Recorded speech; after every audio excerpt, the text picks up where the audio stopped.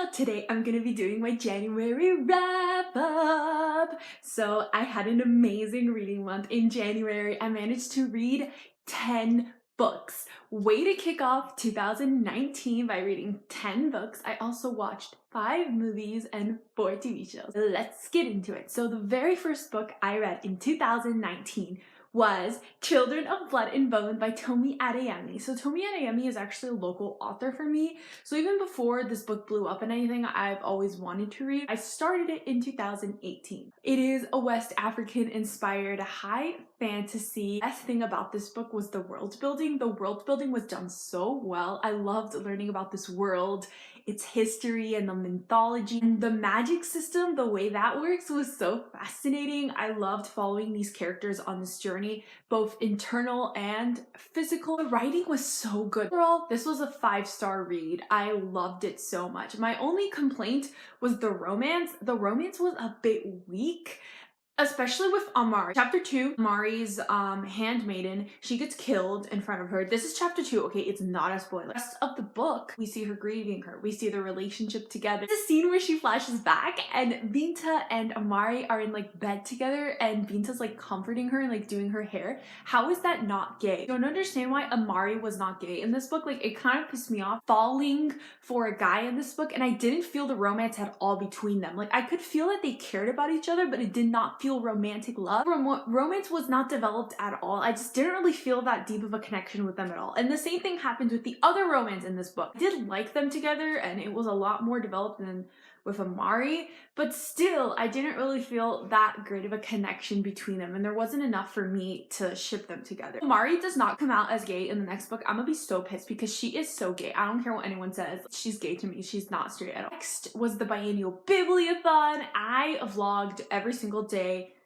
And I did a wrap up for all the books I read during the readathon, so those books are heavily documented on my channel. I'm not gonna go over them again. After the readathon, I finally finished Now I Rise by Kiersten White. So I started Now I Rise in June of 2018, and I didn't pick it up for months. It was sitting on my currently reading shelf on Goodreads for so many months, and then finally in January, I decided to pick up the audiobook and listen to some of it, and the audiobook for this series is so good. I didn't listen to it all on audiobook. I did listen to most of it on audio, but I ended up reading, I think, the last 150 pages in this. Finishing this was so satisfying because it was on my currently reading shelf for so many months. When I finally finished it, it was, oh my god, the feeling of accomplishment and satisfaction was so high with this book. Loved Now I Rise. It was so much better than Anti-Darken. Oh my god, the writing was better, the plot was better. I loved all the political intrigue in this book, and I loved the ending of this book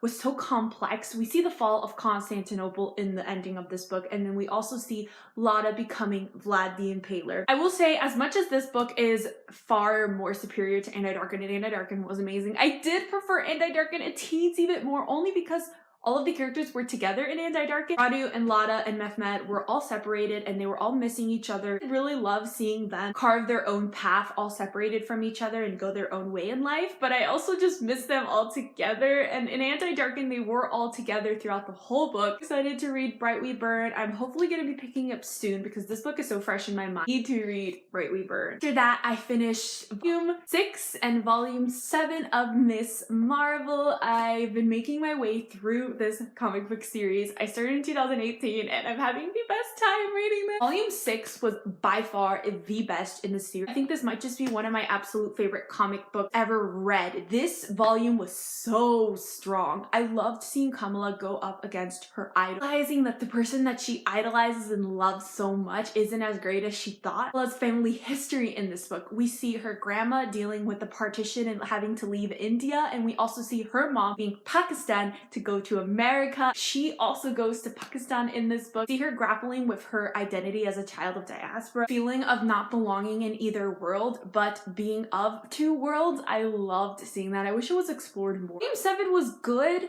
but compared to the spectacularness of this one, boy, was it disappointing. This issue was like a PSA about voting. It was really cute, but it felt a little out of place in this series.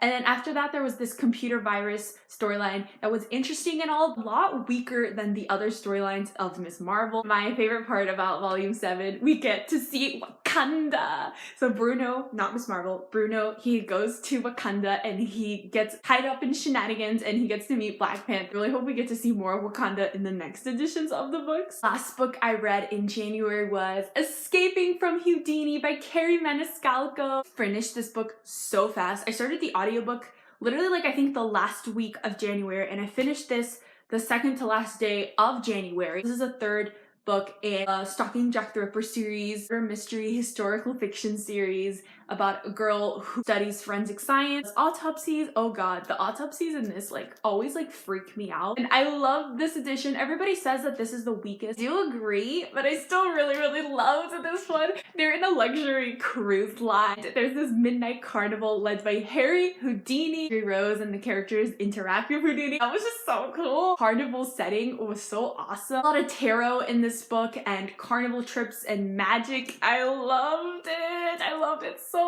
much. So I listened to the audiobook and I literally would like always find excuses to listen to this book because I just wanted to keep reading it so badly. Mephistopheles' storyline was really unnecessary, and I understand why everybody hated this book because of that. That was definitely the weakest part of this book. I'm not going to go into it because spoilers, but if you've read this book, you know what I'm talking about. Literally every single review I read about this book was complaining about Mephistopheles. I feel you. Mephistopheles just felt like a watered down version of Thomas. He was very underdeveloped and he was just so unnecessary. I am really excited for the last book in the series, Capturing the Devil. It's going to take place in Chicago in the murder hotel with H.H. Holmes. I know I shouldn't be really excited about that, but if you know history, you know H.H. Holmes was considered America's first serial killer. So many people checked into his hotel and were never seen again. The history around it is really fascinating, so I'm so excited for the last book in the series. That's all the books I read in January. Now I'm gonna get into the movies. The movie I watched in January was Aquaman. Gosh, Aquaman was so good. I loved it so much. I loved getting to see Atlantis. All the underwater scenes were so awesome. Those are my favorites. Jason Momoa, I think that's how you say his name.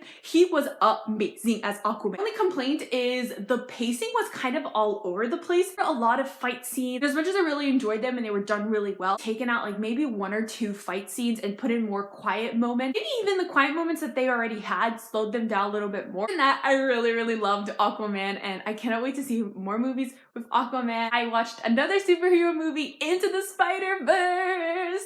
I was so excited about this one. Spider-Man is one of my favorite superheroes. I'm so excited for the new Spider-Man movie, especially because this followed the Miles Morales, not Peter Parker. Miles Morales is an Afro-Latinx teenager, and I loved seeing that representation. I cannot speak on the representation. I did really love seeing that. There were parts where Miles would talk to somebody in Spanish, and then we saw like glimpses of his neighborhood, the predominantly Black community. Also empowered seeing a teenager just go out there and do amazing things while still struggling with like insecurity, feeling socially awkward, and struggling to adjust to a new school where he feels out of place. I loved the parallel universe plotline. It was so fascinating. Loved the animation. I think this is the best way to adapt superhero stories. I felt like I was reading the comic book. It was being animated in front of me. Really hope Marvel does more superhero movies like this. I watched Mary Poppins Returns. A bit of an unpopular opinion with this movie. I actually really love it. Nothing is ever as good as the original. This movie was practically perfect in every way. I loved the music so much. My favorite is Nothing's ever missing, it's just out of place.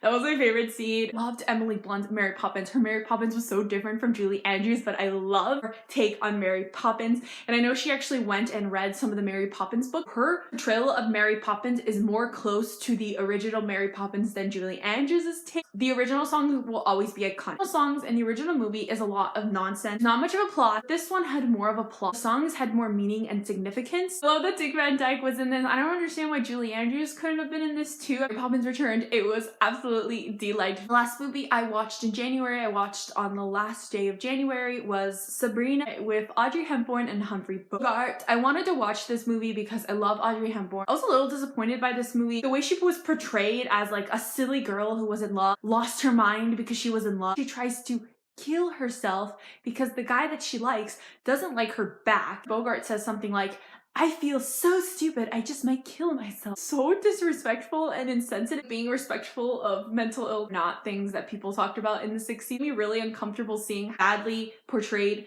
women and mental health was. I really love classic movies. They're some of my favorite movies to watch. One of my favorite movies of all time is Singing in the Rain, which is a classic movie. I try to watch a classic movie that's not a musical. I don't really love it that much. Should probably just stick to musicals. So I started off January by binge watching season 3 of Serious and Unfortunate Events. I love it even more than the books. When you see like the narrator narrating a book, you don't really get much out of it. You actually see Lemony Snicket narrating the books and like following the little kids on their journey. And we also see a lot of behind the scenes that happened in the past that we don't get in the books. This is such a great adaptation. One of the best adaptations I have ever seen. Victoria season 3 started up this month. I talked about this in my favorite movies and shows of 2018. Tom Hughes and Jenna Coleman. There's been rumors that like they dated or they're still dating. Nobody really knows for sure. Chemistry is so good. Tim, Albert, and Victoria are together and I ship them so much. They're so cute. Last, but certainly not least, my favorite TV show in January was Buffy the Vampire Slayer. I always avoid vampire stuff because they just creep me out, and so because of that, I never watched Buffy and I never had any interest in watching it. I went to Kirsten White's launch party for Slayer, which is a book in the Buffy universe. It's canon. I've seen her talk about Buffy before, but this one was just a fan fest because it was for the Buffy book. She talked about Buffy so passionately. She talked about how much it meant to her as a teenager watching the show. Had the very first female-female relationship on screen. I was completely sold on the show. I'm completely hooked, obsessed. So mad at myself for being opposed to watching it because it's amazing. I feel like I'm reading this like amazing paranormal YA series. Everything I love in YA, it has it in Buffy. This show is so much more than just about vampire slaying. So much more than just that. It's about friendship, it's about love, growing up, all of the things that typically YA deals with. That's all for my January wrap up. Comment down below what was your favorite show or book